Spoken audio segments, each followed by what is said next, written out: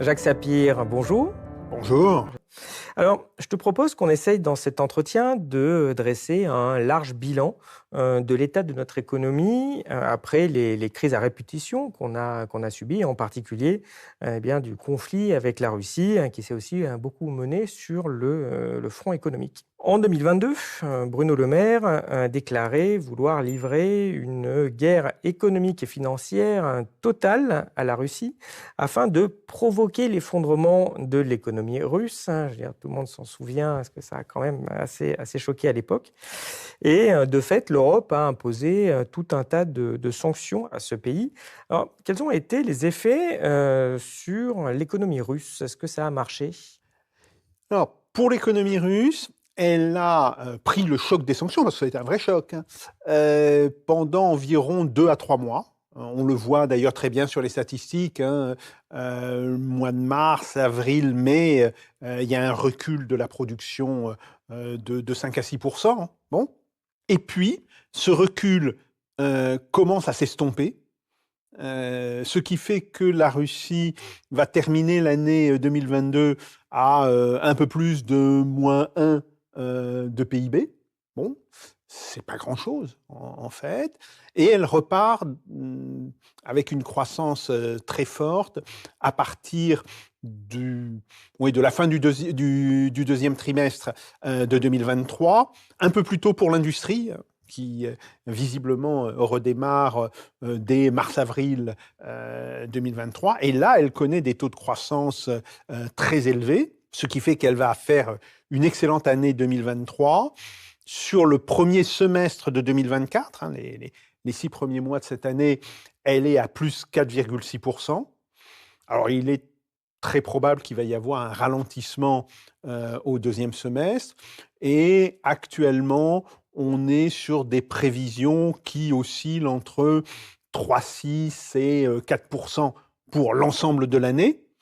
Bon, après, c'est des prévisions. Moi, personnellement, je fais tourner un petit modèle au CEMI et il me donne autour de 3,8%. Donc voilà, on sera grosso modo à ce niveau-là, c'est-à-dire une croissance à peu de choses près égale à celle de 2023, et on devrait commencer à voir la croissance baisser, mais baisser en restant de manière élevée, autour de 2,4-2,5% pour 2025.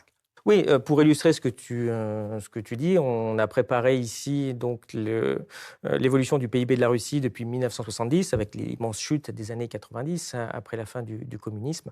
Et on voit que les effets de 2022 sont juste la petite vaguelette qui n'a pas duré très longtemps, comme tu le disais. Et sur ce deuxième graphique, on voit ici l'évolution des PIB en parité de pouvoir d'achat pour corriger, pour bien comparer l'international. Et on voit que l'économie russe a dépassé l'économie française en 2005 et a dépassé un peu avant 2020 l'économie allemande et que l'écart ne s'est pas agrandi. Donc finalement, l'objectif de Le Maire d'écroulement, ça n'a pas marché. Oui, ça n'a pas marché. Et c'était évident dès le moment où il a prononcé sa phrase.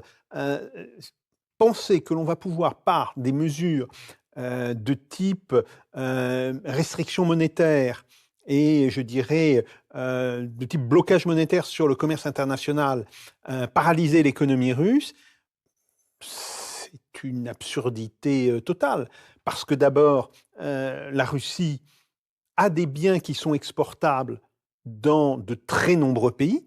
Quand tu exportes de l'énergie, des métaux, bon, ce sont des biens qui sont demandés par l'ensemble des pays qui se développent.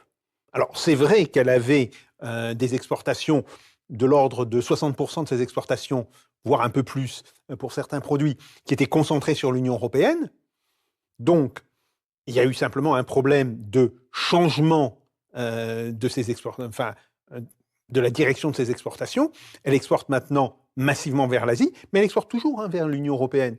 Par exemple, on achète toujours du gaz à la Russie. Quoi qu'on dise, quoi qu'on fasse, etc., même avec la destruction de Nord Stream 2, bon, on achète du gaz. Alors, bien sûr, c'est du gaz liquéfié, désormais, ce qui permet à une compagnie privée russe de se faire de gros revenus. Je n'utiliserai pas une expression plus grossière, mais ça correspond tout à fait à ça. Et même Gazprom, aujourd'hui, est en train de basculer vers le gaz liquéfié. Bon, donc, on continue d'acheter. Alors, on achète ça plus cher qu'avant, pour plusieurs raisons d'ailleurs. Mais comme, même avec ce surcoût, ce gaz reste compétitif par rapport au GNL en provenance des États-Unis, etc., donc on continue d'en acheter. Et comment ça se fait que toutes les sanctions autour de SWIFT, les sanctions bancaires, les sanctions financières, le gel des avoirs russes qu'on avait, qui devaient justement faire écrouler l'économie, ça n'a pas eu cet effet du point de vue financier? Il faut regarder la balance des paiements et surtout il faut regarder le montant des réserves accumulées par la Banque centrale pour comprendre que la Russie de 2022, même avant, ce n'était pas la Russie extrêmement fragile financièrement de 1997-1998. Or, quand on dit on va faire s'effondrer l'économie russe, c'est ça globalement qu'on a en tête. Mais le fonctionnement de l'économie russe est aujourd'hui très différent de ce qu'il était en 1997-1998. Donc déjà, ça ne pouvait pas fonctionner. Après, tout simplement, les Russes avaient prévu le coup. Il faut savoir que la Russie, elle est sous sanction de l'Union européenne depuis fin 2014. Et déjà à l'époque, l'Union européenne avait menacé d'interrompre les relations par SWIFT. Donc la Russie avait mis en place un système alternatif.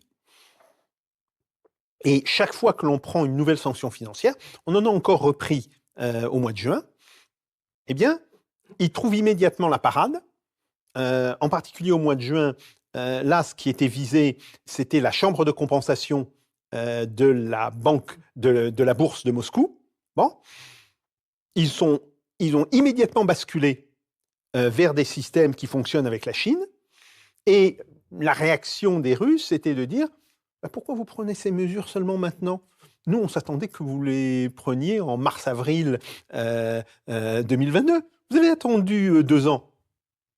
On est complètement prêt, hein, donc ça ne peut pas marcher. Donc, c'est vraiment le résultat de ces deux choses. Alors, il y a une anecdote assez amusante qui a révélé le canard enchaîné, c'est que quand le maire a dit qu'il allait faire écrouler l'économie russe, en fait, il ne mentait pas puisque ses propres conseillers à Bercy pensaient que ça allait faire écrouler l'économie. Et le plus drôle dans l'histoire, c'est que du coup, les conseillers ont dit surtout ne le faites pas parce que quand même, on va pas, faut pas qu'on ait une Russie puissance nucléaire comme ça qui soit complètement écroulée. Bon, donc il a quand même essayé de le faire, mais c'est amusant de voir que les conseillers, bon, évidemment, on ne peut pas trop leur en vouloir, ils ne maîtrisaient pas bien a priori l'économie russe. Par contre, plus gênant, ils n'avaient pas l'air de bien maîtriser l'économie française, parce qu'en retour, ces sanctions ont eu des impacts aussi en Europe et en France. Est-ce que tu peux nous expliquer de quelle nature il y a eu une espèce de retour de flamme? Il y a je dirais, une voie de communication évidente entre les sanctions prises contre la Russie et l'activité économique en Europe, c'est l'énergie. L'économie, c'est 80% d'énergie, en réalité. De l'énergie et du travail humain. Bon. Mais le travail humain, lui-même, très souvent, il se fait à travers des machines. Ces machines, elles ont besoin d'énergie, d'électricité. C'est ce que dit souvent Jean Covici, d'ailleurs, qu'on a reçu il n'y a pas longtemps. On vous met le lien d'une interview très intéressante, puisqu'il dit que quand on calcule le PIB, l'énergie, c'est quelques pourcents, 3, 4%, j'en sais rien quel est le chiffre, mais c'est de cet ordre-là. Mais par contre, on enlève l'énergie, il n'y a plus d'économie. C'est pas 97% de l'économie qui reste. Absolument.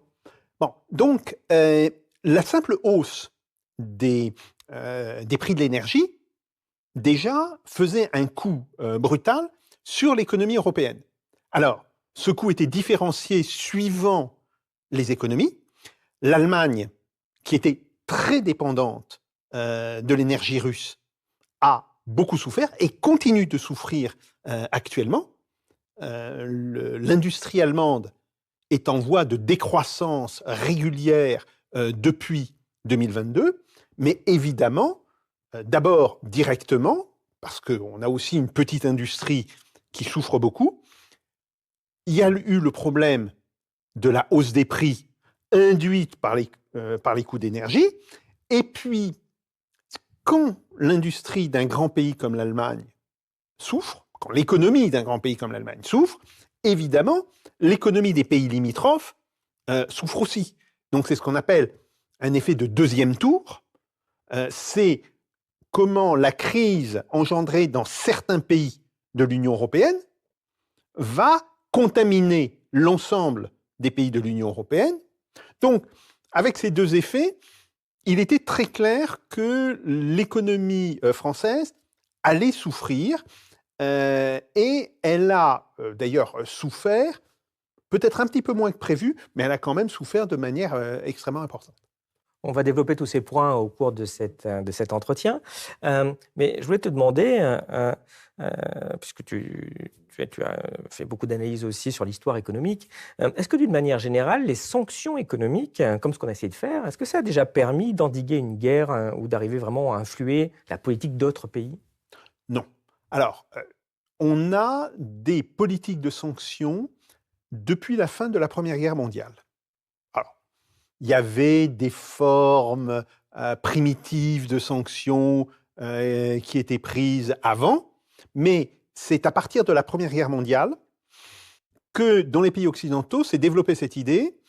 Les sanctions économiques sont une alternative à l'action militaire. Elles peuvent accompagner l'action militaire, mais elles peuvent être aussi peut-être la remplacer. Et c'est par exemple avec la création de la SDN, via le traité de Versailles, que les sanctions économiques... La Société des Nations, c'est l'ancêtre de l'ONU. Bon, que les sanctions économiques sont devenues centrales dans la pensée des relations internationales occidentales. Bon. Sauf que, alors, la Société des Nations a pris des sanctions à plusieurs reprises. Ça a toujours été très peu efficace. Alors si on dit, oui, ça a évité une guerre entre la Suède et la Lettonie. Bon, il y avait un problème de délimitation dans la Baltique. La Suède n'est pas un pays qui, au XXe siècle, était très, très actif de ce point de vue-là. La Lettonie n'avait pas énormément de moyens, donc ça a été assez simple. La simple menace de sanctions économiques. Mais par exemple, quand on est face à l'invasion de l'Abyssinie, de l'Éthiopie actuelle, par l'Italie, 1935, ça ne marche pas du tout. Ça ne marche pas du tout. Bon. Après, l'ONU, quand l'ONU a été constituée, a repris une partie de la charte de la SDN.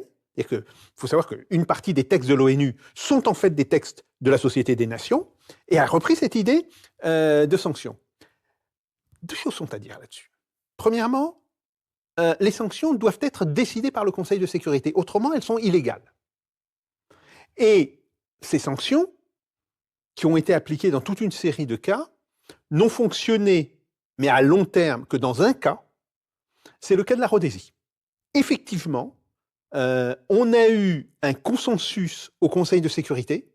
On était pourtant dans le cadre de la guerre froide, mais il y a eu un consensus dans le Conseil de sécurité pour pénaliser la Rhodésie. Et au bout de 15 ans, ça a commencé à porter ses fruits. Mais c'est le seul cas. C'est le seul cas.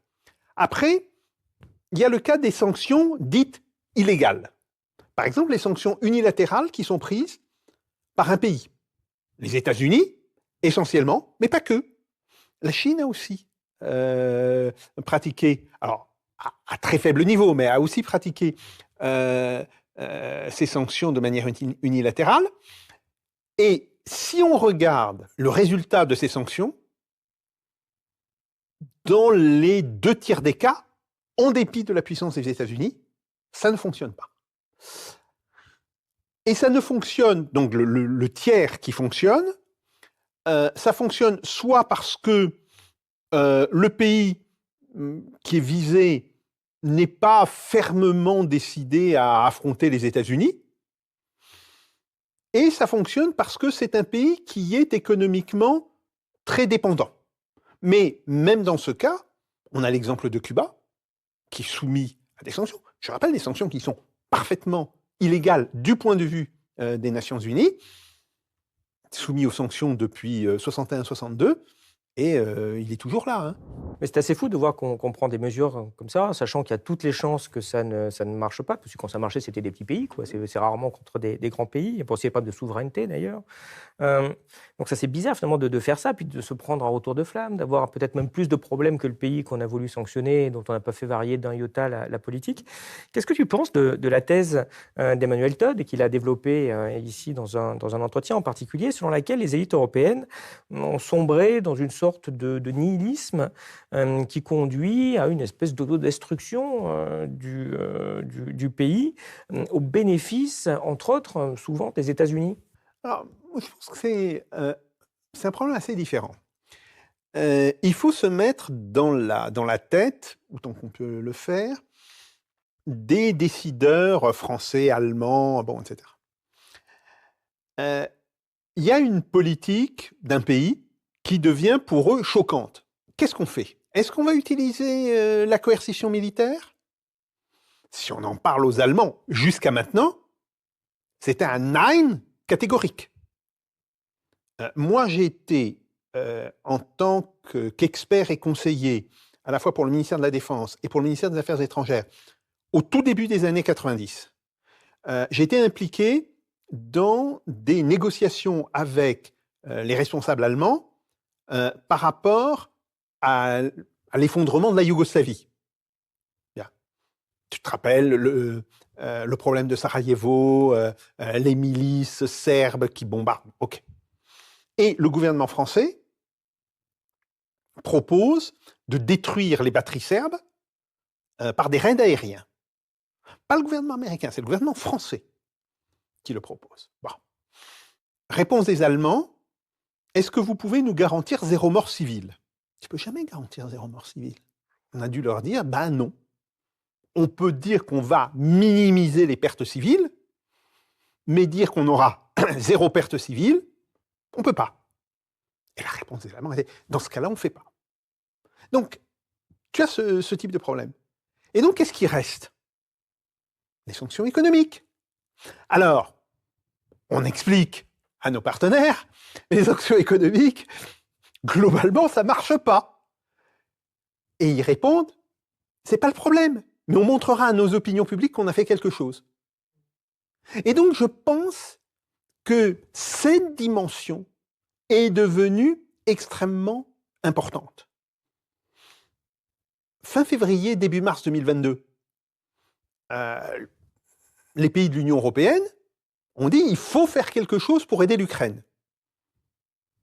Que c'était justifié ou pas, ça c'est un autre problème. Mais ils l'ont dit et ils l'ont expliqué à leurs opinions publiques. Bien. Qu'est-ce qu'on fait? On entre en guerre? Ah non, vous y pensez pas, on ne va pas rentrer en guerre contre une puissance nucléaire. Bon.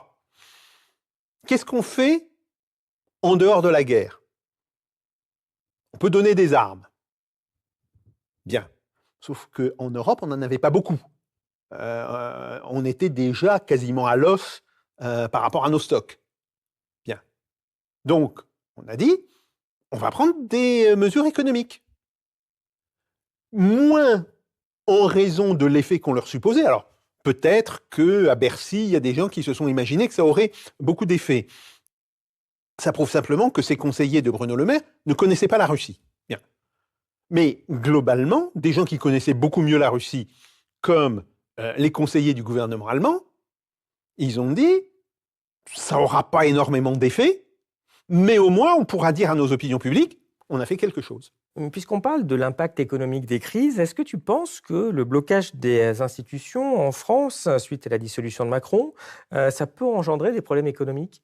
Ça en a déjà engendré. Il est très clair aujourd'hui qu'il n'y a plus d'investissement, ou il y a un investissement minimal depuis approximativement la mi-juin. Donc, on est sur 8 semaines où l'économie est non pas à l'arrêt, mais elle ne regarde que son renouvellement propre, elle ne regarde pas son expansion. Et pour des raisons très simples d'ailleurs. Tu es un chef d'entreprise. Aujourd'hui, tu as des investissements à faire, tu ne sais pas dans quel contexte tu seras l'année prochaine et l'année d'après. Et donc, tu dis, dans ce cas-là, il est urgent d'attendre. Parce que ce que l'on, je dirais, ce qu'on oublie en règle générale quand on parle de l'investissement, c'est qu'un investissement que tu fais à l'instant T, il ne se réalise qu'à T+2 ou T+3, et donc il faut que tu attendes T+5 ou T+6 pour rentrer dans ta somme de départ. Bon. Si tu n'as pas d'horizon relativement défini sur T+2 ou T+3, il est tout à fait rationnel de ne pas investir et d'aller placer ton argent ailleurs, de spéculer, etc. Donc, le problème central, c'est le problème de l'incertitude. Et évidemment, on est dans une situation de crise politique aujourd'hui qui ne fait qu'exacerber l'incertitude, qui par ailleurs existe toujours dans une économie, mais qui là prend des dimensions tout à fait spécifiques. Donc, effectivement, l'économie est bloquée au niveau de sa simple reproduction depuis à peu près 2 mois. Alors, comme convenu, je te propose qu'on développe un peu plus les conséquences de toutes ces difficultés.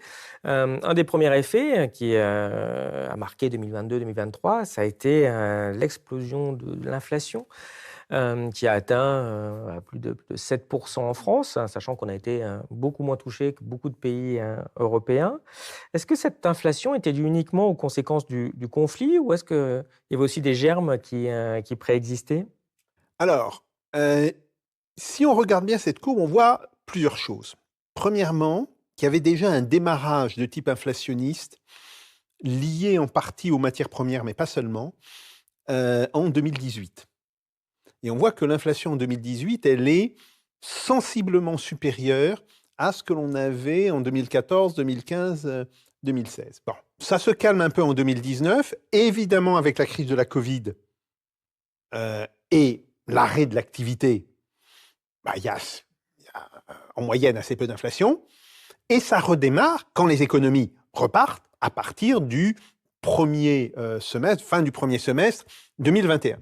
Et en fait, fin 2021, on est déjà sur une inflation importante. 3% à peu près. Voilà. Donc, il y avait déjà une logique d'inflation qui était liée à plusieurs choses. Tout d'abord, la destruction des chaînes de communication économique liées à la crise de la Covid. Bon, ça, c'est quelque chose dont on parle assez peu aujourd'hui, mais qui a été très important.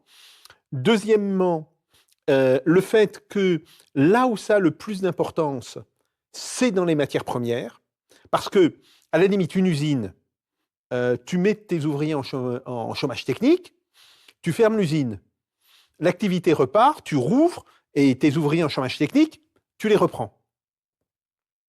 Si tu fais ça dans le secteur de l'énergie, ça ne fonctionne pas. Parce que dans le secteur de l'énergie, ça prend du temps pour, par exemple, fermer un puits. Un puits, ça ne se ferme pas comme un robinet. Même chose pour un gisement de gaz. Il faut arrêter toute une série de machines, ça prend du temps, tu ne peux pas les arrêter immédiatement. Et puis, en particulier aux États-Unis, tu as des gens qui sont sur des contrats à 3 mois ou à 6 mois, renouvelables. Donc, ils n'ont plus de boulot. OK, ils vont travailler ailleurs. Donc, quand la demande pour l'énergie repart, tu vas avoir un délai incompressible de redémarrage du secteur énergétique, mais qui est aussi extensible au problème des mines, qui fait que l'offre va être en retard par rapport à la demande d'environ 6 mois, parfois plus. Et donc ça, c'est un problème qu'on a traîné jusqu'à maintenant. Je te donne un exemple. Dans le secteur du pétrole et du gaz de schiste aux États-Unis, on n'a toujours pas retrouvé le niveau de production de 2019. Et on ne le retrouvera qu'au début de 2025. Parce qu'il y a toujours ce problème de la mise quasiment à l'arrêt des productions. Alors, là aussi, ça ne se fait pas instantanément. Et ça a provoqué d'ailleurs un phénomène de surproduction dans le cours de 2020. Et puis, quand ça redémarre avec du retard. Et donc, on ne retrouvera le niveau général de production probablement qu'en 2025. Donc, il y avait une tendance inflationniste qui n'était pas liée à la question monétaire, qui était purement un problème d'offre et de demande, qu'on a traîné jusqu'au début de 2022 et même durant l'année 2022. Là-dessus est venu s'ajouter les effets des sanctions prises contre la Russie. Mais donc, le pic d'inflation qu'on connaît fin 2022, début 2023, c'est un pic mixte. C'est à la fois, je dirais, l'image de l'inflation post-Covid-19 qui n'est toujours pas réglée, plus un effet immédiat lié aux sanctions russes. Et quand on dit l'inflation, c'est uniquement les sanctions, on se trompe complètement. En fait, même il n'y aurait pas eu la guerre en Ukraine, on aurait connu un pic d'inflation très probablement jusqu'en, je dirais, mi-2022, voire troisième trimestre 2022. Donc ça explique le grand pic. Mais il y a quelque chose qu'on ne voit pas sur ton graphique et qui est important, c'est le fait que l'inflation en niveau reste élevée. Et que même si aujourd'hui, on est retombé à une inflation de l'ordre de 2,5%, ben oui, mais il y a un effet d'inertie par rapport à la hausse des prix qui est considérable. Donc il faut toujours faire attention. Quand on raisonne en taux d'inflation, ça te donne une certaine information, c'est-à-dire à quelle vitesse les prix augmentent, mais sauf à être à un taux d'inflation à 0%, même à 2%, les prix continuent d'augmenter. Et comme ils ont augmenté très fortement dans la période précédente, ça veut simplement dire que la courbe générale a tendance à revenir vers l'horizontale, mais elle reste quand même ascendante. Ce que tu veux dire, c'est que les prix n'ont pas baissé, quoi. Voilà. Et ça, c'est un point extrêmement important. Alors, par ailleurs, on a des phénomènes qui sont des phénomènes classiques dans l'économie depuis une vingtaine d'années. C'est le fait que chaque fois qu'il y a une crise, il y a aujourd'hui une méfiance de plus en plus grande par rapport aux actifs patrimoniaux. Alors, pas pour les ménages, je parle pour les entreprises. Et qu'elles cherchent de nouveaux types d'actifs, par exemple les matières premières, pour préserver leur liquidité. Et donc, aujourd'hui, ça se voit, à nouveau, il y a toute une série de domaines, alors ce sont des métaux, ce sont des matières premières comme le blé, etc., où, par exemple, des compagnies industrielles ou des banques prennent des positions sur ces marchés, sont acheteurs de quantités à 3 mois, à 6 mois, à 1 an, n'ont pas elles-mêmes l'usage de ces matières premières. Qu'est-ce qu'une banque va faire avec du zinc? Qu'est-ce qu'une banque va faire avec du blé? Bon. Mais, comme elles anticipent une hausse générale des cours, elles ont acheté à un certain prix et elles espèrent qu'elles pourront vendre à un prix largement supérieur. Bon. Même si elles ne vendent pas à un prix supérieur, elles auront protégé la valeur de leurs encaisses liquides. Et ça, c'est un autre problème qui, évidemment, vient provoquer de l'inflation et vient, d'une manière plus générale, désorganiser les marchés de matières premières. Mais beaucoup de Français ont subi très durement cette crise, alors, certes inflationniste, mais aussi inflationniste sur l'énergie, en particulier tous ceux qui se chauffaient au fioul, au gaz, même à l'électricité. Comment ça se fait qu'on a eu ces problèmes au niveau de l'énergie? Puisque la plupart de notre énergie, on le sait, ça vient de centrales nucléaires qui, en théorie, peuvent donner une énergie à bas coût. Comment est-ce qu'on est arrivé à un tel niveau de déconnexion des prix? Il y a plusieurs raisons. Bon, d'abord, les centrales nucléaires ne produisent que de l'électricité. Or, on utilise de l'énergie pour autre chose que de l'électricité. pour la circulation automobile. Alors oui, il y a les voitures individuelles, mais il y a aussi les camions. Et aujourd'hui, une grande partie du fret en France est transportée par des camions. Donc voilà, ça et ça c'est une énergie, je dirais, incontournable. C'est pas demain la veille qu'on aura des camions entièrement électriques. Bon. Deuxièmement, sur les centrales, il y a eu un problème massif d'entretien fin 2022, début 2023. Pourquoi? Parce que le gouvernement avait, je dirais, réduit énormément les dépenses d'entretien des centrales la période précédente à cause de la crise Covid. Bon, donc on a eu ce problème. On s'est trouvé à un moment donné avec une bonne partie de nos centrales qui étaient en maintenance normale hein, par ailleurs, mais qui étaient en maintenance. Et puis troisièmement, il y a le marché européen de l'énergie. Et ce marché européen de l'énergie doit résoudre le problème suivant. Comment créer un prix unique quand on a des sources d'énergie extraordinairement différentes? Pourquoi créer un prix unique? Pour la concurrence.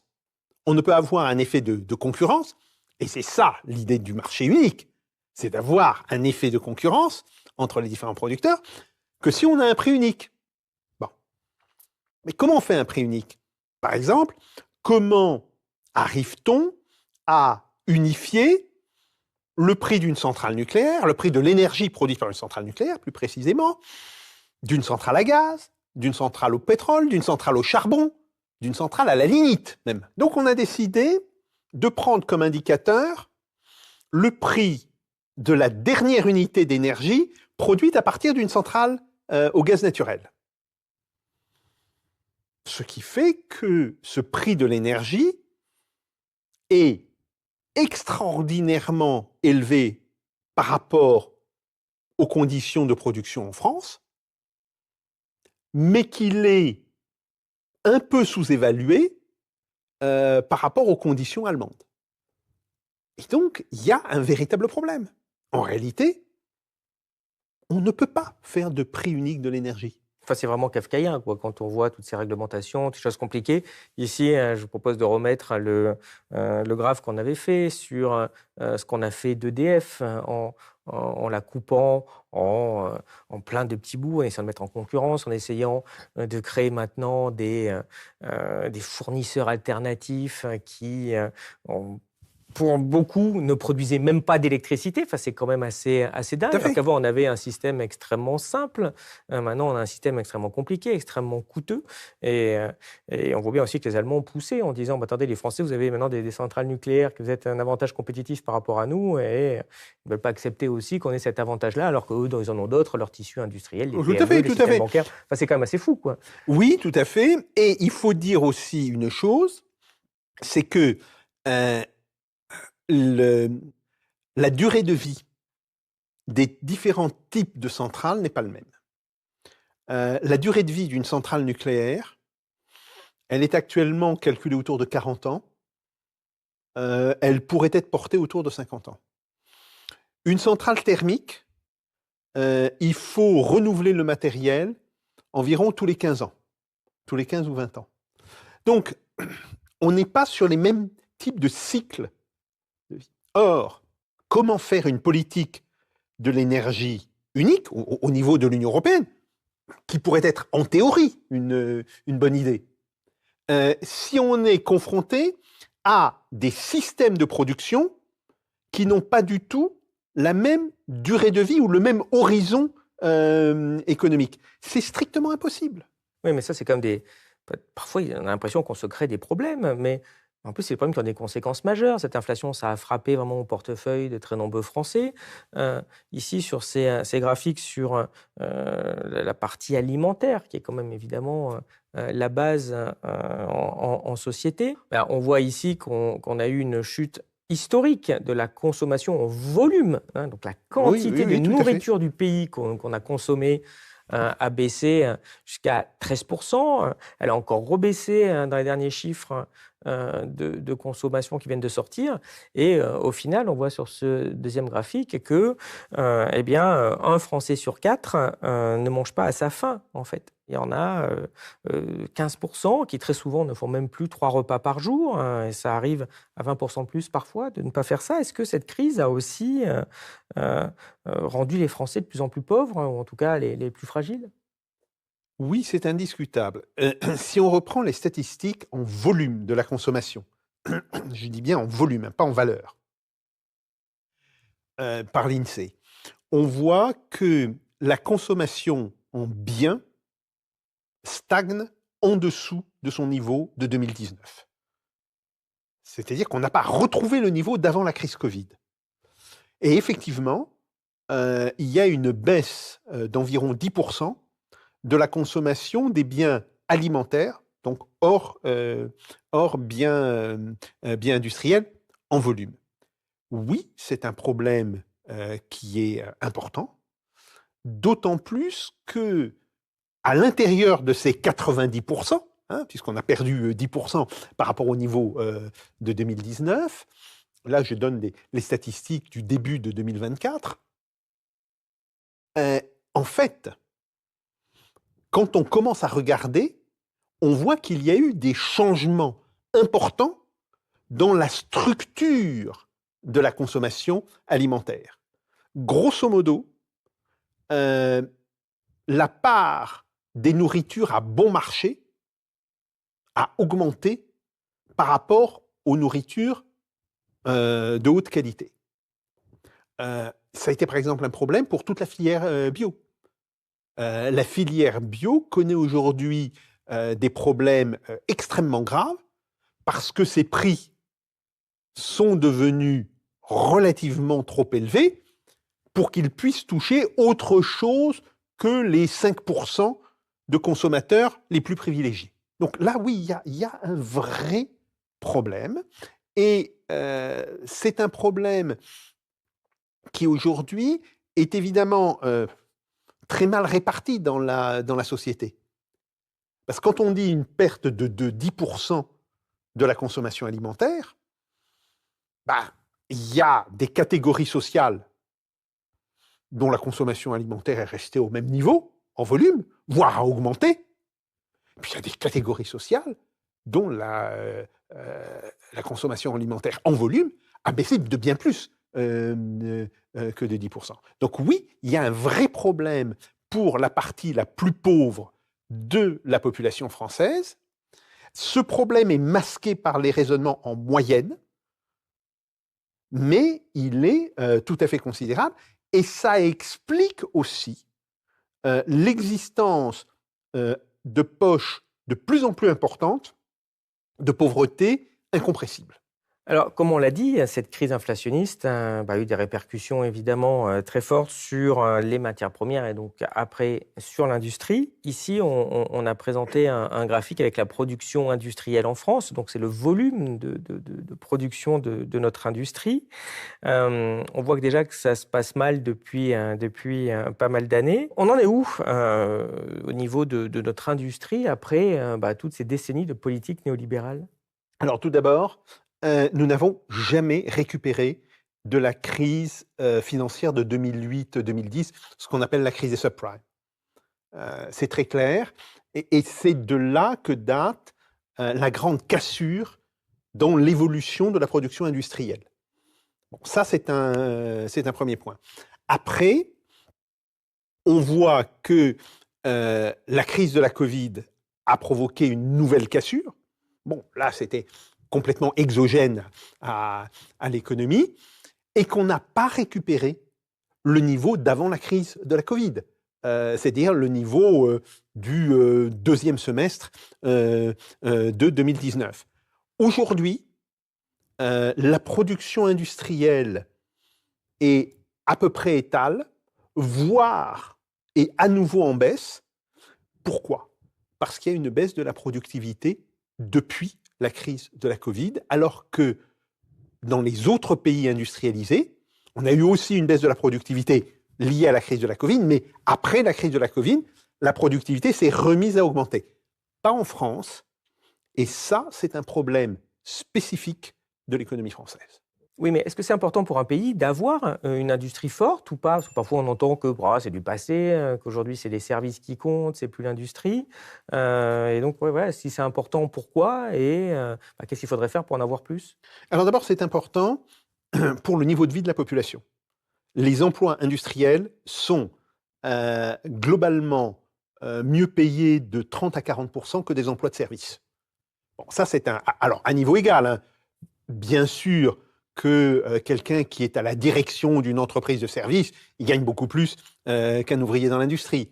Mais l'employé de cette entreprise de service, par exemple dans les services logistiques, et d'une entreprise industrielle, là, il y a un écart de 20 à 30% de rémunération. Donc, globalement, l'industrie paye mieux. Bon. Donc ça, je dis globalement. Là encore, si on prend les banques, on atteint des salaires qui sont... Oui, c'est une moyenne, quoi, bien sûr. Absolument. Mais, je dirais, ce n'est pas le cas général. Donc ça, c'est un premier point. Deuxièmement, parce que pour la souveraineté d'un pays, une industrie puissante reste absolument essentielle. Et de ce point de vue-là, des pays comme l'Allemagne, comme la Russie, maintiennent une industrie qui est puissante dans l'économie en général. Ça ne veut pas dire qu'il n'y a pas eu un développement des services. Ce développement des services s'explique par beaucoup de raisons, dont le vieillissement de la population. D'ailleurs, plus une population vieillit, plus elle a besoin de services, d'une certaine manière, parce qu'il faut s'occuper des gens. Bon. Donc, la montée générale des services dans toutes les économies, même en Chine, est un fait, sauf que aujourd'hui, les services représentent à peu près 55% de l'économie chinoise. Tout le reste, c'est du secteur productif réel, c'est-à-dire de l'industrie de la construction, de l'agriculture. Et en France, on est autour de 78%. Donc là, on voit bien qu'il y a un très gros problème. L'Allemagne et la Russie, qui sont à peu près au même niveau de ce point de vue-là, c'est autour de 66%. Donc oui, il y a un problème spécifique de désindustrialisation qui explique à la fois l'importance des bas salaires, mais aussi des conditions de productivité relativement faibles dans les services qui font qu'on peut difficilement augmenter les salaires, et qui pose un problème réel en termes de souveraineté économique d'un pays. On l'a vu lors de la crise Covid. On n'avait plus d'entreprises qui étaient capables de fabriquer des respirateurs en France. Ce n'est pas une technologie qui est bouleversante d'innovation, hein, un respirateur pour un pays comme la France. Et par ailleurs, si on est capable d'avoir des industries aéronautiques dans un pays, c'est à peu près le dernier fleuron qui nous reste avec le nucléaire. On sait faire des respirateurs. On n'en avait plus. On voit le problème. Et de ce point de vue-là, le fait de maintenir un secteur industriel égal, grosso modo, à 20 à 25% du PIB, ça devrait être un objectif de tout gouvernement. Et que réponds-tu à ceux qui disent que le protectionnisme, ce serait une idéologie d'extrême droite? C'est idiot. Ma première réaction, c'est idiot. Tous les pays sont passés par des phases plus ou moins protectionnistes et continuent en réalité, aujourd'hui, d'avoir des politiques de défense de la souveraineté utilisant des méthodes du protectionnisme. Alors après, il y a la question, je dirais, de la taille du pays. Si on prend le cas de la petite économie ouverte, bon, allez, grosso modo, un pays de 10 à 12 millions d'habitants, le niveau de protectionnisme que l'on peut réaliser dans une économie de ce type est effectivement assez réduit. Si on prend un pays de taille moyenne, Corée du Sud, 46 millions d'habitants, la France, 69 millions d'habitants, bon, déjà on est à un autre niveau. on peut parfaitement avoir des politiques protectionnistes. Donc, là encore, c'est une question, je dirais, de taille du pays, de taille du marché, d'opportunité, de priorité économique. Parce que si on fait du protectionnisme, c'est soit pour protéger des industries vieillissantes, pour se donner le temps de les restructurer et d'organiser leur déclin, ce qu'avaient fait les Japonais, par exemple, en ce qui concerne leur sidérurgie. Bon, à un moment donné, ils se sont rendus compte que par rapport aux industries électroniques, c'était devenu une industrie vieillissante, mais ils ont maintenu des mesures, cette fois-ci, pour protéger l'industrie le temps qu'on finisse de la restructurer et d'organiser sa décroissance, ou alors, il s'agit de développer une nouvelle branche industrielle ou de nouvelles activités. Et là, il faut nettement du protectionnisme. Alors, ça a été théorisé en économie, c'est le cas des industries naissantes, et il y a toute une série de secteurs où effectivement, il faut du protectionnisme. Comment est-ce que tu qualifierais la politique économique d'Emmanuel Macron au cours de ses 2 mandats? Incohérente, inconsistante, euh, et d'une certaine manière, incapable de résoudre des problèmes qui sont posés. Elle est incohérente parce qu'il n'a pas de vision de l'insertion économique de la France dans le monde. Il faudrait qu'il ait une vision globale, il n'en a pas. Elle est inconséquente parce que même là où il se fixe des priorités, il est incapable d'organiser les choses en fonction de ses priorités. Donc on a une politique du discours et puis on a une réalité. Ça, c'est la définition même de l'inconséquence. Et enfin, incapable de résoudre les problèmes. On le voit, il n'y a pas de réindustrialisation en France. C'est du flan, c'est du bluff. Quand on regarde l'activité de l'industrie, elle continue à stagner, voire à diminuer. Donc, je dirais, c'est ce triptyque, incohérence, inconséquence et impuissance. Mais est-ce que tu penses que les dirigeants appliquent ce genre de politique économique autodestructrice par bêtise ou à dessein? Alors, je pense qu'il y a à la fois de l'idéologie, il y a à la fois de l'incompétence, et il y a, je dirais, une forme de je m'en foutisme. Alors, il y a de l'idéologie. Emmanuel Macron croit profondément que la France n'a plus d'avenir en tant que telle, elle n'a un avenir qu'au travers de l'Europe. Donc, il faut tout sacrifier au problème de l'intégration européenne. Bon, c'est un choix. On peut le contester, on peut le lui reprocher, mais on ne peut pas lui reprocher de ne pas avoir d'idée là-dessus. Donc ça, c'est un premier problème. Il y a une incompétence. Et là, malheureusement, j'ai été trop souvent confronté à l'incompétence assez crasse, il faut bien le dire, de gens au niveau des ministères, y compris d'ailleurs à Bercy. À Bercy, il y a toujours des départements, des segments de Bercy où il y a des gens qui sont extrêmement compétents, et puis il y en a d'autres, en particulier autour du ministre, où, je dirais, l'incompétence, quand même, te fait frémir. Hein. Mais regarde simplement le problème.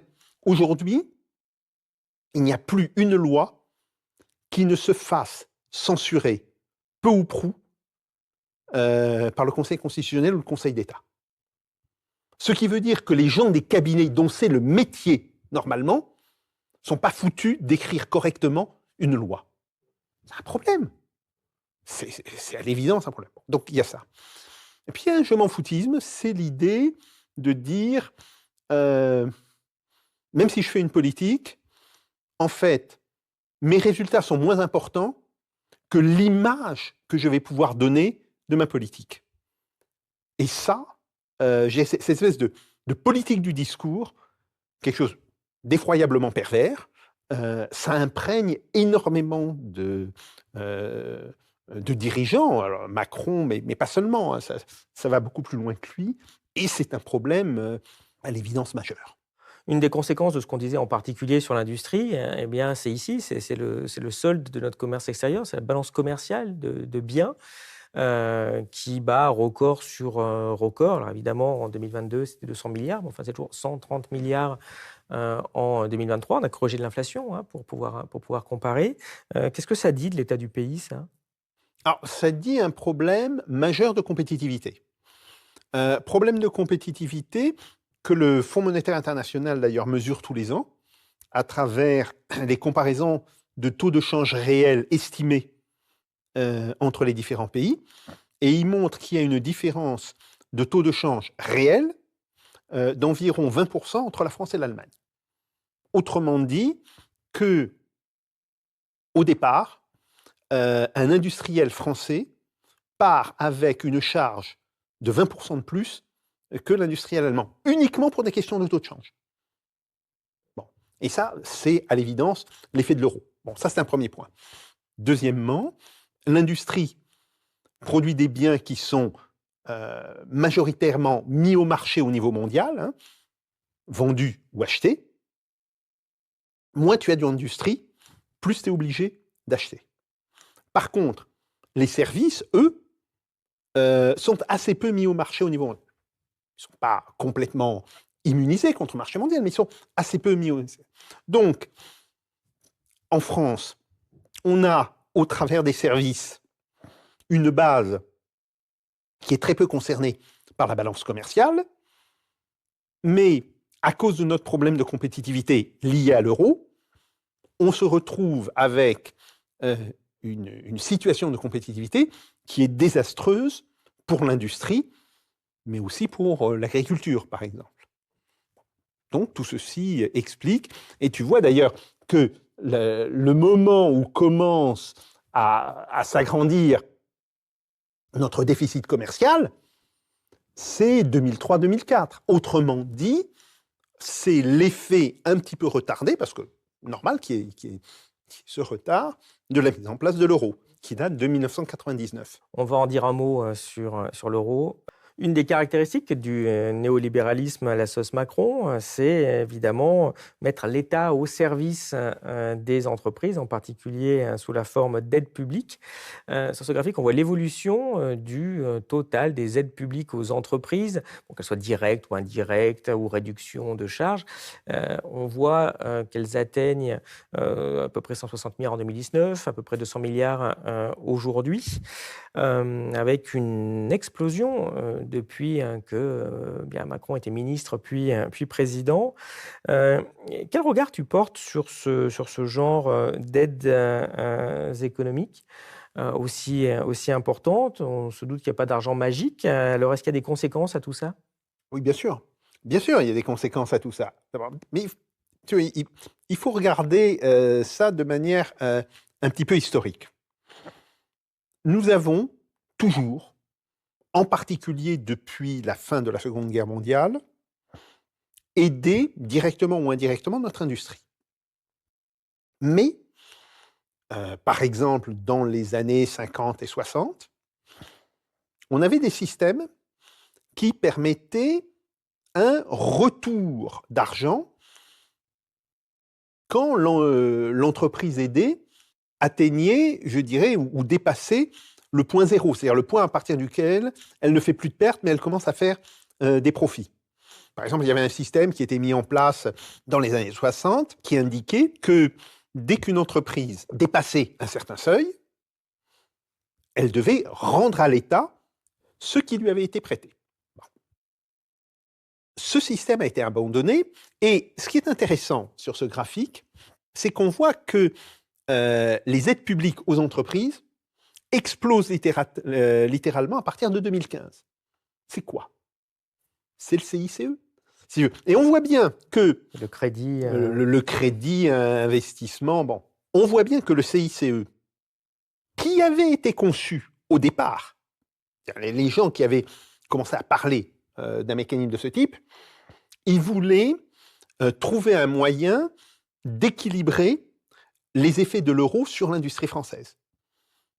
Je sais, j'ai discuté avec ces gens, j'ai même en partie, en 2012-2013, travaillé avec l'équipe qui était avec Montebourg, et on était devant le constat suivant. On a un décalage, à l'époque, de l'ordre de 10 à 12% avec l'Allemagne. Comme on ne peut pas sortir de l'euro, Montebourg était pour, mais vous savez qu'il ne pouvait pas. Dans le cadre du gouvernement de François Hollande, il faut trouver un moyen d'annuler en partie cet avantage. Donc, l'idée d'être public. Et puis, cette idée a été, d'une certaine manière, dévoyée dans des aides qui avantagent essentiellement les grandes entreprises. Et les entreprises à très forte main-d'œuvre, qui ne sont pas nécessairement les entreprises les plus intéressantes. Et donc, on voit, on est actuellement pratiquement à 160 milliards, alors qu'on était en 2012, quand François Hollande est élu, on était à 82-83 milliards. C'est important, parce que ça veut dire que c'est pas tellement Macron a continué cette politique, mais c'est une politique qui a été mise en place sous François Hollande. Et ça, c'est effectivement l'une des causes essentielles de notre déficit. L'une des causes. L'autre cause, c'est l'explosion des dépenses socialo-fiscales à partir de 2018. Et d'une certaine manière, cette explosion des dépenses socialo-fiscales, elle est nécessaire, entre guillemets, pour que les problèmes d'inégalité en France ne deviennent pas politiquement explosifs. Comme on a des dépenses socialo-fiscales qui commencent à s'envoler à partir de 2019, évidemment on a 2020 avec l'année de la Covid, mais qui vont continuer en 2021, 2022, etc.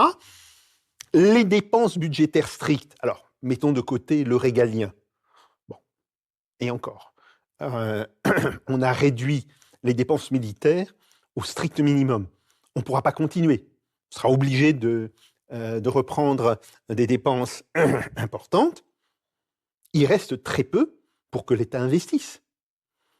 Donc ça, c'est un problème majeur. Et donc, un responsable, que ce soit le président, que ce soit le Premier ministre, que ce soit le ministre de l'économie et des finances, il dit « Je n'ai plus de liberté, de degré de liberté au niveau du budget. » Et on peut être relativement d'accord, même si on peut toujours dire qu'on peut trouver encore des degrés de liberté. Mais c'est vrai que le degré de liberté que l'on a au niveau du budget n'est plus celui qu'on avait en 2000 ou en 1990. Bon.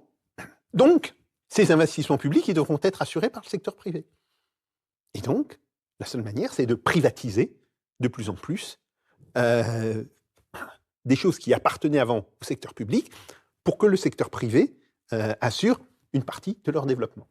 Mais d'une manière générale, on a quand même l'impression qu'il y a un discours assez schizophrénique où d'un côté, on nous dit « Oh là là, il faut une rigueur budgétaire, il faut que les gens se serrent la ceinture, etc. etc. » Et puis de l'autre, on a l'impression qu'il y a un problème, on essaie de le résoudre avec de la dette. Ici, on voit sur ce graphique l'évolution de la dette publique par ménage en France, corrigée de l'inflation. Donc on voit qu'elle atteint maintenant 100 000 € par ménage. Et sur ce deuxième graphique, on voit d'où est venue la dette. Quand on regarde les déficits annuels, et en fait, ils sont venus pour la plupart des politiques de droite. Bruno Le Maire va partir avec un joli record de 1 000 milliards de dettes sur les 3 000. Et il en a fait le tiers. Christine Lagarde, 500 milliards. Avec les uns comme les autres, des discours où tous les jours, la dette, c'est mal. Enfin, on se dit, mais je ne comprends pas, en fait, comment c'est possible. Quel est le problème qu'entraîne cette forte addiction à la dette publique, d'après toi ? Ce n'est pas une question d'addiction. Moi, je suis très contre les métaphores de type médical appliquées à l'économie, parce que je pense qu'on est dans des registres complètement différents. Alors, premièrement, sur la question de la dette par ménage, je reprends le graphique précédent. Il ne faut pas oublier que la France s'est fortement enrichie. Il faudrait comparer ça, par exemple, quand on regarde à ce que c'était la dette en 1920, à l'écart entre le PIB par habitant en 1920 et aujourd'hui. Il ne faut pas simplement le calculer en euros constants. Il faudrait le calculer en pourcentage du PIB. Ça c'est un premier point. Deuxième point, sur les pratiques de dette. Alors, d'abord, évidemment, on a connu des crises. La crise de 2008-2010, et c'est pour ça que Christine Lagarde a été amenée à un moment donné à laisser filer la dette. Ça a eu un effet contracyclique. Ça a empêché que la France connaisse, par exemple, la chute de PIB de l'Allemagne. Donc, ça a été utile. Même chose au moment de la Covid. Il y a eu le quoi qu'il en coûte. Je ne remets pas le quoi qu'il en coûte en cause, même si je pense qu'il aurait pu être fait de manière beaucoup plus intelligente. Après, on revient à cette question. Le budget en France est chargé au niveau des dépenses par des postes qui sont aujourd'hui hors contrôle. La question des aides aux entreprises et une partie des questions sociales, je dis bien une partie, parce qu'il s'agit là de calmer des tensions politiques que l'on n'ose pas affronter ou on n'ose pas s'attaquer aux racines mêmes de ces questions politiques. Donc on a au moins 2 des postes budgétaires sur lesquels on n'a pas de contrôle. De l'autre côté, du côté des recettes, on a d'une certaine manière une limite aux recettes qui vient du fait que les couches les plus riches et les entreprises délocalisent une partie de leurs recettes, ce qui fait qu'elles ne sont plus intégrables dans l'assiette budgétaire globale française. On a, de ce point de vue-là, je dirais, un problème de déficit structurel qui est évident et qui est extrêmement difficile à résoudre. Prenons le cas, par exemple, de la contrainte extérieure et de l'euro. Si on acceptait de sortir de l'euro, donc de dévaluer, il ne faut pas se faire d'illusions non plus, c'est à ça que ça servirait, le fait de sortir de l'euro, de dévaluer massivement pour redonner de la compétitivité aux entreprises françaises, on pourrait écrêter une grosse partie du poste aide aux entreprises. Le ramener, par exemple, au niveau qu'il était, où il était en 2012-2013. Grosso modo, 80 milliards. Donc, ça veut dire qu'on gagnerait l'équivalent de 3% de PIB en dépenses. 3% de PIB, ça nous ramène avec un niveau de déficit public autour de 2%. Faut comprendre ça. C'est-à-dire que le poste aide aux entreprises, qui est d'une certaine manière plus ou moins indispensable, même si ces aides sont mal distribuées, il y a plein de choses à dire là-dessus, mais qui globalement est indispensable tant que nous restons dans le cadre de l'euro, pourrait être fortement réduit si nous sortions de l'euro. Donc, il faut comprendre une chose. Avec l'euro, nous étions placés devant le choix suivant. Soit avoir une croissance économique faible, voire nulle, ce que connaît l'Italie. L'Italie, elle stagne depuis 1999. Grosso modo, elle a 25 ans de stagnation derrière elle. Soit maintenir un taux de croissance plus ou moins équivalent à l'Allemagne, en dépit de la charge que fait peser l'euro sur notre économie, et on ne peut le faire qu'en aidant les entreprises et en injectant constamment de la dépense publique dans l'économie. Donc oui, ce système ne peut pas durer, mais ce qui ne peut pas durer, c'est le décalage entre notre niveau et le niveau de l'Allemagne imposé par l'euro. Donc c'est ça le problème. Ce n'est pas une question d'addiction. Alors, qu'il y ait un certain nombre de dirigeants politiques qui disent « quand il y a un problème politique, je sors mon chéquier ». Oui, mais ça a toujours existé, ça. Il ne faut pas non plus se raconter des histoires. C'était déjà le cas dans les années 50, c'était déjà le cas dans les années 60, dans les années 70. Bon, ce qui a changé aujourd'hui, c'est que nous avons un tel décalage de compétitivité à cause de la question monétaire, à cause de la question de l'euro, que structurellement, nous ne pouvons pas faire autre chose que de consacrer 160 milliards, autrement dit, environ 6% du PIB, parce que c'est dans ces termes-là qu'il faut raisonner, c'est entre 5 et 6% du PIB à l'aide aux entreprises. Et donc ça, c'est un problème massif et, je dirais, structurel de l'économie française. Mais tu dis que ça ne peut pas durer. Oui, c'est sûr que ça ne va pas durer, mais d'après toi, ça va finir comment, ces histoires de dette? Ça va finir par des problèmes, des défauts, des annulations d'une partie de dette? On peut tout imaginer. Hmm. On peut vraiment tout imaginer. Hein. Le mieux serait effectivement des annulations de dette, un défaut qui ne dit pas son nom, hein, parce que c'est ça, en réalité, une annulation de dette. Bon, sauf que dans un défaut, l'annulation de dette est unilatérale. Ce qu'on appelle une annulation de dette, c'est quelque chose qui serait négocié au niveau de l'ensemble de l'UE 27, bon, etc. Bon, ok. On peut imaginer qu'on coupe dans les aides aux entreprises, mais là, ça veut dire que l'industrie française va s'écrouler. On peut imaginer qu'on coupe dans les dépenses sociales, mais là, bonjour les problèmes politiques, donc on sera obligé, je ne dis pas que je le souhaite, mais on sera obligé de renforcer l'aspect sécuritaire, ce qui coûte par ailleurs, et d'avoir un régime de plus en plus autoritaire sur cette question. Donc oui, il y a plusieurs solutions à cette situation. Et une augmentation d'impôts massive? On est déjà très haut. On est déjà très haut. Donc, oui, une augmentation d'1 ou 2%. Mais là encore, il faut réfléchir. Admettons qu'on passe, qu'on augmente les impôts stricts. Hein. Je ne parle pas du financement des caisses sociales, mais les impôts stricts, c'est de l'ordre de 45% du PIB. On augmente ça de 2%. Autrement dit, on augmente les recettes de 5%, à peu près. On augmente les recettes de 5%. Ça réduit une partie du déficit annuel, mais ça ne l'annule pas. Ça ne l'annule pas. Et donc, après, on a des problèmes. Comme les recettes fiscales sont essentiellement prélevées sur les classes moyennes et les classes populaires, on dit oui, les pauvres ne payent pas d'impôts. Mais si, ils en payent. Par la TVA, massivement. La taxe sur l'essence, la taxe sur l'énergie, voilà, la taxe sur le fioul, la taxe sur... Donc, à un moment donné, va se poser le problème du consentement à l'impôt.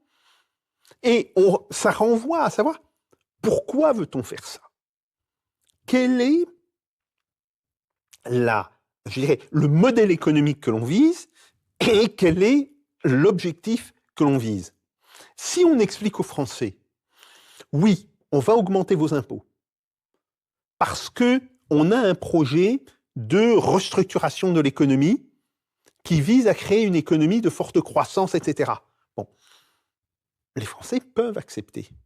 Mais si on leur dit, l'économie ne va pas bouger, enfin, on va rester dans le cadre actuel, et en plus, on va vous augmenter les impôts, non, c'est quoi cette histoire? Donc voilà, on est coincé, quelle que soit la manière dont on aborde la situation. J'aimerais qu'on en vienne, comme convenu, à parler un peu de l'euro. Ici, sur ce graphique, on a l'indice de production industrielle en Europe, où on voit que pour la France, Espagne, Italie, Allemagne, eh bien, jusqu'en l'an 2000, les indices progressaient tout à fait de la même façon. Et puis, arrive l'euro en l'an 2000, et on voit que, eh bien, brutalement, il n'y a plus que l'Allemagne qui se met à continuer à croître, et que les autres pays, la France, stagne et puis baisse un petit peu, et Italie, Espagne baissent beaucoup.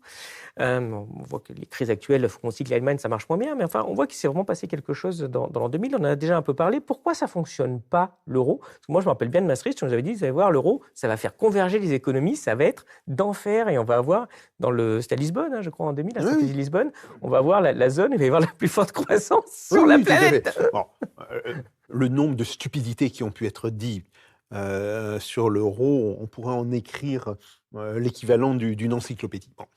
Sur le fond, l'euro bloque les parités de change entre les pays. Bon. Or, ces pays ont des structures économiques différentes. Ce qui fait que leur niveau de taux de change, il est fondamentalement lié à la structure économique d'un pays. C'est pour ça qu'aux États-Unis, enfin, entre les États-Unis et l'Europe, Voilà, le dollar, c'est 1,10 voilà. € pour le moment, et puis voilà, Voilà, c'est pas 2 qui € peuvent- et qui puis c'est peuvent pas aller. 50 centimes.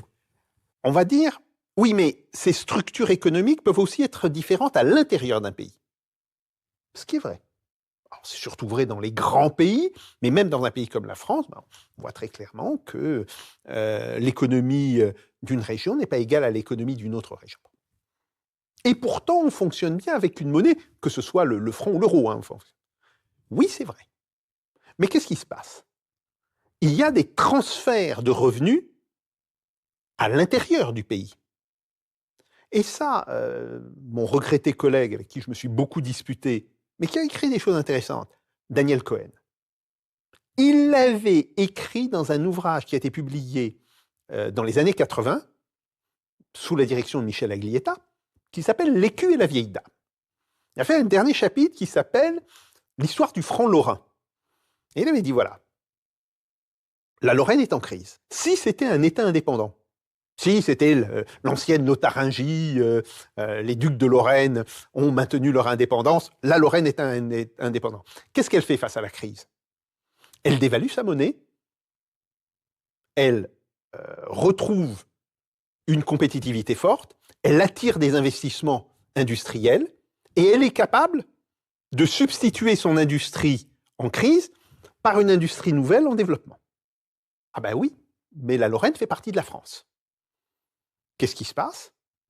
Il y a des transferts de revenus importants du budget vers les régions en crise. La Lorraine, puis il y a d'autres régions en crise. Bon. Et donc, qu'est-ce que ça veut dire? Ça veut dire qu'il faudrait que l'on ait des transferts considérables, de l'ordre de 5 à 10 fois supérieurs aux transferts actuels au sein de l'Union européenne. Ça, aucun pays n'en veut. Les Allemands n'en veulent pas, les Français n'en veulent pas, enfin, personne n'en veut. Et donc, faire fonctionner une monnaie unique quand on n'a pas de transfert, c'est une catastrophe annoncée, d'une certaine manière. Et c'est ça le problème de l'euro. Si on avait voulu, plus exactement, réellement faire fonctionner l'euro, il aurait fallu inclure des dépenses de transfert entre les États de l'ordre de 15 à 20% du PIB. On s'y refuse. Donc, on ne peut pas faire fonctionner l'euro. C'est aussi simple que ça. Et c'est ce que je disais tout à l'heure, ça fonctionne uniquement parce qu'on a fait de la dette en France oui. en particulier, en Italie aussi, etc., etc. Mais évidemment, ces systèmes d'endettement vont aussi atteindre un mur, en fait. Tout à fait. On ne fait fonctionner l'euro qu'à travers des pyramides de Ponzi, en réalité. Donc, à un moment donné, on sera confronté à une crise, à un problème majeur. Soit on la résout de manière coordonnée en décrétant des annulations de dette. C'est compliqué par ailleurs, une annulation de dette. Il faut le savoir. C'est parce qu'il y a le problème des débiteurs. Enfin, bon. Mais, OK, soit il y a un pays qui décide et qui dit unilatéralement « je décide de ne pas reconnaître une partie de ma dette », ça, au sein de l'Union européenne, ça serait une crise majeure, et au sein de la zone euro aussi. Mais par exemple, c'est ce qu'a fait la Russie en 1998. Elle a tout simplement décidé de ne pas reconnaître. Alors, ou l'Argentine un peu après aussi, voilà. Oui, ça arrive régulièrement, de toute façon, bon, les États qui font ça s'appelle un défaut. Oui. Ça, France 1797, le dernier, ça voilà, date un peu, voilà. Bon, mais en fait, ce défaut, quand une partie de la dette est détenue essentiellement par des structures financières, ça peut se faire. Bon. Ou alors, on demande au gouvernement d'imposer à sa population des choix tout à fait dramatiques. C'est ce qu'on appelle une dévaluation interne. Donc, on décide de réduire les salaires de 30 à 40%. Alors, ça marche modérément bien. On a le cas de la Grèce. On dit tout de suite, oui, mais la Grèce, elle s'est sortie de ses problèmes. Bah, financièrement, c'est déjà un peu tangent, mais économiquement, la Grèce n'a pas retrouvé de dynamisme économique depuis ce qu'on lui a fait subir à partir de 2015. Et puis politiquement, cette politique, elle a été mise en place en Allemagne de fin 1930 à 1932. Ça a été l'ensemble des politiques, je dirais, de stabilisation qui ont été tentées en Allemagne et qui ont grosso modo fait exploser le chômage à 30%, avec les conséquences politiques de l'arrivée du parti nazi au pouvoir par la suite. Donc, il faut avoir tout ça en tête pour arriver à comprendre la situation dans laquelle on est. Bon, moi, je l'ai écrit, bon, depuis à peu près 2005-2006, je suis convaincu que l'euro n'a pas d'avenir. Mais cette déduction économique ne correspond pas à la situation politique que nous avons. Et tant que la classe politique européenne considérera que l'euro est un élément indispensable à l'existence de l'Europe, nous allons aller devant des crises ou des solutions qui peuvent être différentes, mais qui toutes ont des aspects assez dramatiques, que ce soit pour la population ou que ce soit pour la vie politique interne des pays. Tu as aussi écrit des ouvrages sur la mondialisation. Est-ce qu'il faudrait sortir de la mondialisation? Est-ce que c'est possible? On va poser la question un petit peu différemment. La mondialisation ne fonctionne plus depuis la crise de 2008-2010. Et c'est un constat qui est d'ailleurs aujourd'hui partagé, y compris par l'économiste en chef du Fonds monétaire international, qui a été avant une économiste importante à la Banque mondiale, Madame Carmen Reinhardt. Elle a fait un discours que je cite assez souvent. Elle a dit « La crise de la Covid a été le dernier clou dans le cercueil de la mondialisation ». Si on dit que c'est le dernier clou, il y en a eu d'autres avant. Hein. Bon. Et on voit qu'en réalité, la mondialisation se bloque au moment de la crise des subprimes. Parce que c'est une crise qui est une crise de la mondialisation en général. Bon. Donc, qu'est-ce que ça veut dire aujourd'hui que l'on est dans cette crise? Ça veut dire, que les grandes institutions économiques qui ont structuré cette mondialisation ne fonctionnent plus. Le FMI, la Banque mondiale, l'OMC. Ça veut dire, qu'est apparu un bloc de nations qui aujourd'hui contestent les règles qui étaient dominantes avant. Ce sont les BRICS, dit BRICS plus depuis le début de cette année. Bon, donc, on est dans un mouvement de fragmentation générale de la mondialisation. Alors, dire qu'il y a ce mouvement de fragmentation, ça ne veut pas dire qu'il n'y ait plus de chaînes de production internationales ou de chaînes de valeur internationales. Il y en a toujours. Mais on se pose de plus en plus la question, est-ce que ces chaînes incluent des pays avec lesquels on est en conflit ou des pays avec lesquels on est allié? Et ça donne naissance à tout un nouveau discours autour, alors je vais parler anglais, du reshoring ou de l'allied shoring. Autrement dit, on ramène sur ses côtes, shore, des productions ou on les ramène dans des pays avec lesquels on n'a pas de conflit ouvert. Donc, on n'est plus dans la mondialisation. On est dans une vision de l'insertion des économies nationales dans un ensemble international, c'est une notion très différente, qui obéit à des objectifs de géopolitique et de sécurité. Et donc, aujourd'hui, on a, en théorie, 3 blocs.